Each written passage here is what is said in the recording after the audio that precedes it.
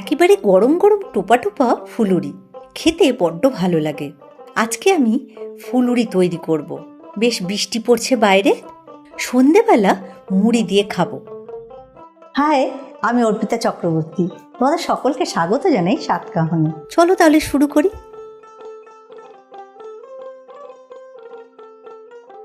ফুলুরির জন্য আমি এখানে ছোলার ডালের বেসন নিয়েছি আর একটু চেলে নিয়েছি। এই কাঁচের বাটির 2 বাটি নিচ্ছি। অল্প অল্প জল দিয়ে একটা ঘন ব্যাটার তৈরি করে নেব। একবারে অনেকটা জল দিয়ে দেবে না, তাহলে পাতলা হয়ে যাবে। এবার খুব ভালো করে আমি ফেটাবো। মিনিট 2 মতো ফেটিয়ে নেব।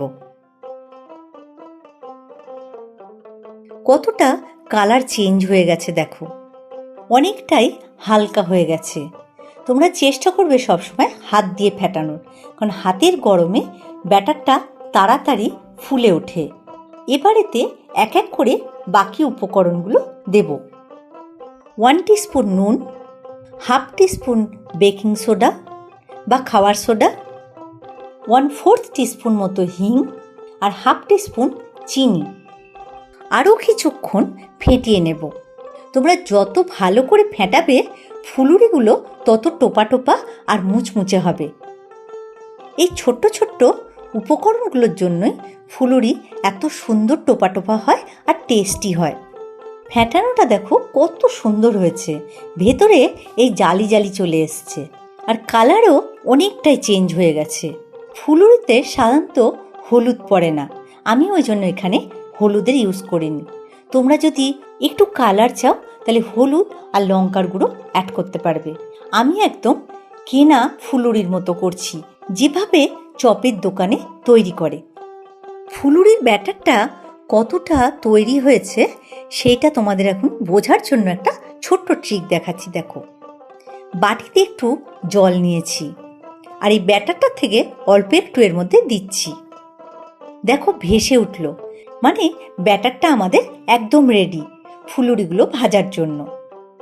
টেস্টটা আর একটু বেটার হওয়ার জন্য এখানে আমি 1 টিস্পুন মৌরি দিচ্ছি আর 1/2 টিস্পুন কালো জিরে। আবার একটু সবগুলো ভালো করে মিলিয়ে নেব। এতে এবার কাঁচা লঙ্কা কুচি দেব। 4 থেকে 5টা কাঁচা লঙ্কা আমি কুচিয়ে নিচ্ছি। এটা এবার ব্যাটারের মধ্যে দিয়ে দেব।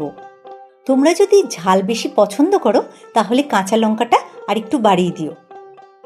কনসিস্টেন্সিটা দেখো, খুব পাতলাও নয় আবার খুব ঘনও নয়, ঠিক এই রকম তৈরি করবে। যেহেতু ডুবো তেলে ভাজা হবে তাই একটু বেশি পরিমাণে আমি সাদা তেল নিয়ে নিয়েছি। তোমরা চাইলে এখানে সর্ষের তেলও ইউজ করতে পারো। তেল আমি মাঝারি আঁচে গরম করে নিয়েছি। এবার আস্তে আস্তে এই ব্যাটার থেকে নিয়ে ফুলুরিগুলো ভাজতে দিচ্ছি।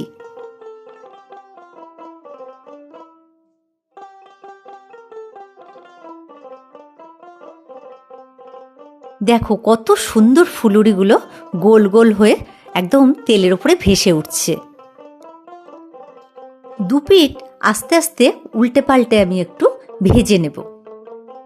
আস্তে আস্তে দেখো একটু লালচে রং ধরে আসছে। দোকানে যেভাবে ভাজা হয় দেখো সেই টেকনিকে আমি তোমাদের দেখাচ্ছি। ব্যাটার দিয়ে তারপরে একটু খুন্তি দিয়ে কেটে দেয়।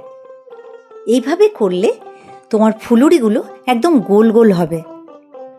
ফুলুরিগুলো ভাজা হয়ে গেছে, একদম সোনালি রং ধরে গেছে দেখো। এবার এগুলোকে তুলে নিচ্ছি।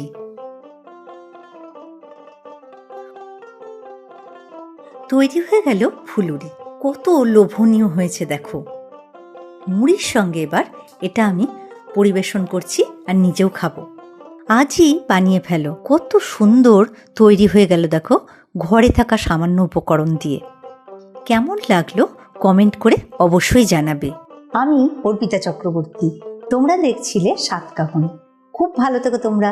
ফিরে আসছি খুব শিগগিরই নতুন রান্নার রেসিপি নিয়ে।